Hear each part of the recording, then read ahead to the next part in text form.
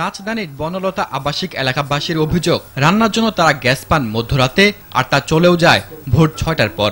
এমন অবস্থা গেল ১ বছর ধরে। গ্যাসের যে অবস্থা, আমাদের তো আসলে রান্না বান্না করার খুব সমস্যা হয়ে যাচ্ছে। গ্যাসের দাম বাড়াইতেছে, আমরা গ্যাস পাচ্ছি না, তাই আমাদের সাধারণ মানুষের জন্য আমাদের কষ্ট হয়ে যাচ্ছে। এমন পরিস্থিতির মধ্যেও গ্যাস উৎপাদন ও বিতরণকারী কোম্পানিগুলো গড়ে ৯৪% দাম বাড়ানোর প্রস্তাব দেয় আগস্টের গণশুনানিতে।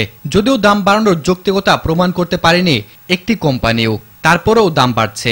উৎপাদন খরচের সাথে সাথে থেকে ডিস্ট্রিবিউশন পর্যন্ত যখন আসে এই টোটাল খরচটা বৃদ্ধি পেয়েছে। এই বেতন বৃদ্ধির কারণে তাদের তো খরচটা আমাদেরকে দিতে হবে, এটাও তো এই ম্যানেজমেন্টের খরচের মধ্যে পড়বে।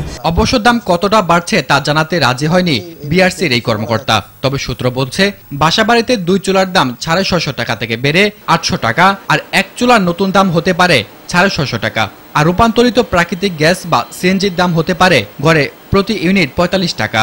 বাড়বে বিদ্যুৎ উৎপাদন ও শিল্প কারখানার গ্যাসের দামও।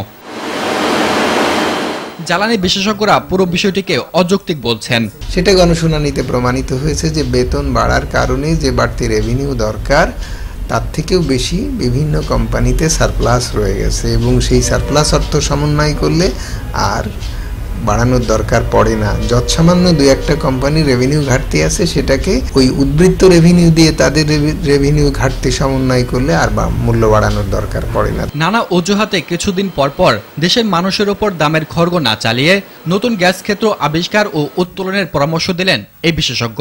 বাংলাদেশের মতো এরকম একটা পটেনশিয়াল এলাকায় আমরা যেটা মনে করি, সেখানে যথেষ্ট জোরালো অনুসন্ধান করলে ডেফিনেটলি গ্যাস আরও পাওয়া যাবে। ১৫ বছরে যদি এই অনুসন্ধান কাজ জোরালো হতো তাহলে প্রচুর গ্যাস আসতো, এবং তখন এই গ্যাসের স্বল্পতা, এই হাহাকারটা আসতো না, এবং গ্যাসের দাম বাড়ানোর তাগিদটা সেটা হতো না। এদিকে নতুন বছরের মাঝামাঝি আরো এক দফা বিদ্যুতের দাম বাড়াতে জমা থাকা প্রস্তাবগুলো নিয়ে কাজ শুরুর কথা জানিয়েছে এনার্জি রেগুলেটরি কমিশন।